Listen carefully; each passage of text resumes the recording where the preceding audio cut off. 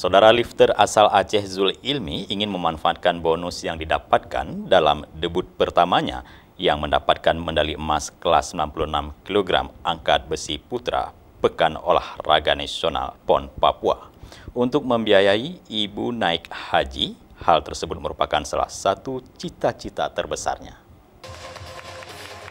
Tampil baik dalam debut pertamanya di Pekan Olahraga Nasional PON ke-20, lifter asal Aceh Zul Ilmi berhasil memecahkan rekor baru kelas 96 kg angkat besi dengan mencatatkan angka total 330 kg dan meraih medali emas untuk Provinsi Aceh.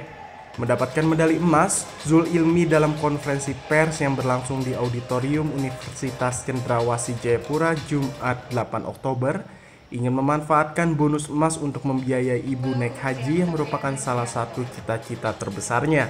Meskipun Zul enggan menyebutkan secara detail berapa jumlah bonus yang akan ia terima. Ya, terima kasih buat ibu saya. Saya sebelum kesini emang niat saya untuk keluarga. Jadi lebih ke depannya semoga ibu saya bisa naik haji. Itu aja.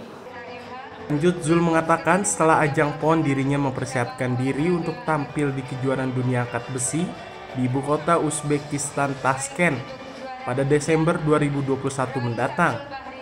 Ia menargetkan juara di ajang bergengsi internasional untuk membanggakan tanah air. Sementara itu, medali perak direbut oleh lifter Jawa Timur Sofian Listianto, medali perunggu diraih Samsul Bahriasa Lampung, Ramdan dari Jawa Barat dan Dorian Yates Jawa Tengah harus puas pulang tanpa medali. Dari Jayapura, Papua, Erlangga Bregas Prakoso, Kantor Berita Antara, mewartakan.